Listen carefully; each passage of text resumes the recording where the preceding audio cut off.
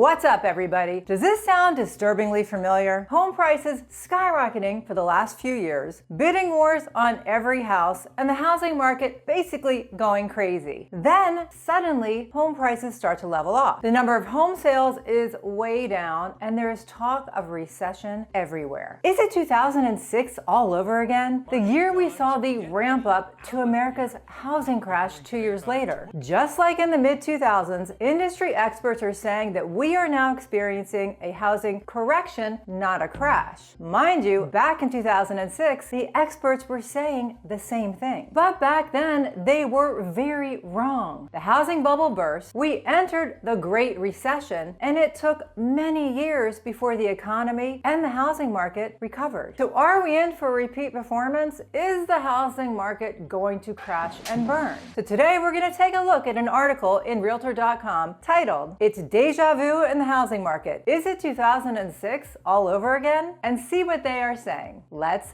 dive right in. Are we really in a similar situation like we were in 2006? Elena Maliev, an economist at KPMG, said, "Parallels can be drawn because of how quickly home prices have risen over the past few years. But that's where the comparisons would end." Let's take a look at the differences between now and then and see if she's right. Back then, the housing market took a nosedive because many home buyers were simply underqualified for the loans that they received, or they couldn't afford to pay their mortgage payments once the payments increased after the interest-only phase. Today, even though mortgage payments are nearly double what they were pre-pandemic due to higher interest rates, buyers can actually afford the house that they are buying. They have been vetted more carefully, and there are much stronger loan requirements in place. So if they get approved for a loan, they actually can afford to pay the mortgage. Claire DePasto writes that the most important difference between then and now, that there are many more buyers than there are homes available this time around. The acute housing shortage will most likely keep home prices from falling off the cliff. During the Great Recession, there were plenty of available homes and no one to purchase them. So home prices dropped around 26% over 5 years for available homes. Today, buyers are still willing to bid over the asking price for move-in ready homes in desirable neighborhoods, despite the financial challenges they face. There are a lot of similarities that we should not ignore just because this time is different. We do have some of our fundamentals that are out of whack, says Ali Wolf, chief economist of the building consultancy Zonda. But I don't think it's going to be a crash because the undersupply of homes is so different. Lisa Sturdivant, chief economist of Bright MLS, reports that even with the affordability challenges, more than half the sellers in the Mid-Atlantic region received multiple offers in March, and about a third of all home sales went for more than the list price. I work in the Mid-Atlantic region, and I can confirm that what she's saying is true. Here in the DC area, every good house, and when I say good house, houses that show well and are priced right, is going in multiple offers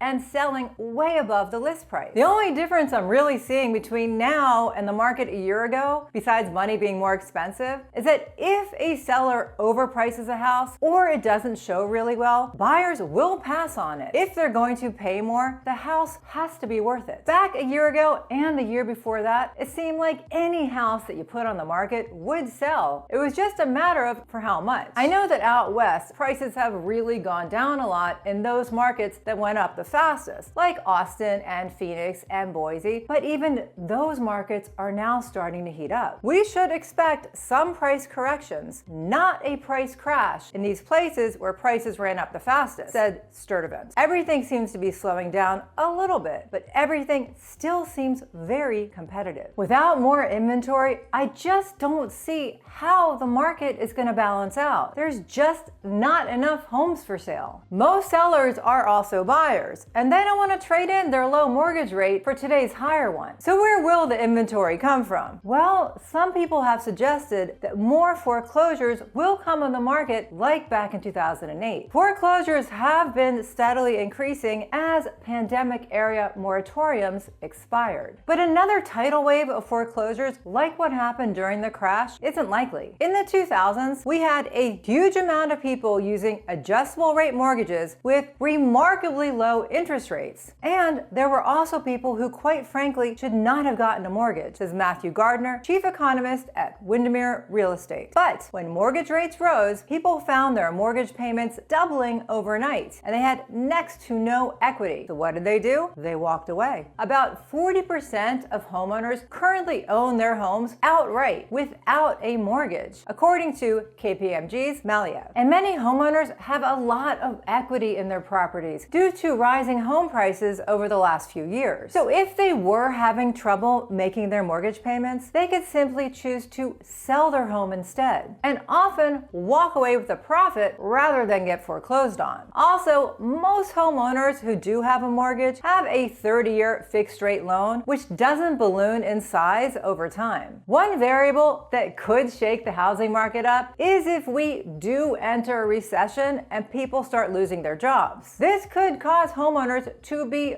forced to sell their home if they can no longer afford it, which would therefore increase inventory. It would also cause people to pause before buying a home if they feel like their job is unstable. We will likely see some effects on the housing market going forward, says Bachman of John Burns. Anytime you lose jobs, there is less demand for housing, for sale and for rent. Even with the possibility of a recession, most industry experts do not expect a housing crash like back in 2008. This time, it's just too manufactured, with the Fed Reserve holding all the puppet strings. They will continue to fight inflation by raising rates. And once inflation's under control, they will then cut rates to create stability in the economy. This will most likely cause mortgage rates to go down, which will stimulate the housing market. According to Trapasso, many economists believe that the housing market will begin recovering as early as next year, if not the year after that. It's not the calm before the storm, says Gardiner. This was just an important reset in the housing market. Let's take a look at Redfin's latest housing market update to see what the data is saying about our housing market right now and the trends moving forward. For the week ending April 27th, 30-year fixed mortgage rates inched up to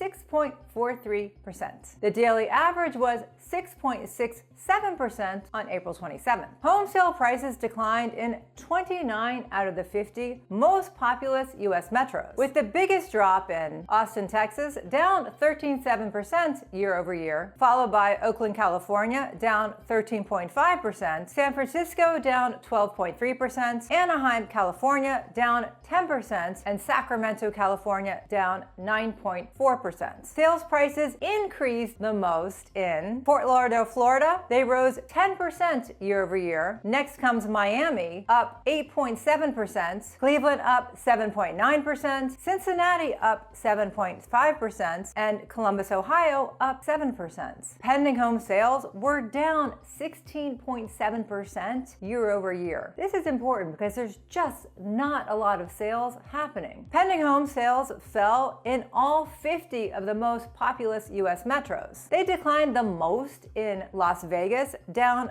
39%, Seattle down 38.9%, Portland, Oregon down 38.7%, Chicago down 36.9%, and Oakland, California down 36.2%. New listings of homes for sale fell 22.4% year over year. New listings declined in all 50 of the most populous U.S. metros. They dropped the most in Oakland, down 43.3% year over year, San Diego down 39.8%, Seattle down 39.6%, Sacramento down 39.2%, and Riverside, California down 38.2%. I'm definitely seeing a pattern of the states in the West and the Southwest suffering a lot more than we are here in the Mid-Atlantic. Active listings, the number of homes for sale at any point during the time period, were up 7.4% from a year earlier, the smallest increase in 9 months. Homes that sold were on the market for a median of 34 days, the shortest span since October. That's up from 20 days a year earlier and the record low of 18 days set in May. I know that's the median average because here where I am in the DC area, good houses are selling in the first week, certainly not in 34 days. On average, 5% of the homes for sale each week had a price drop, up from 2.6%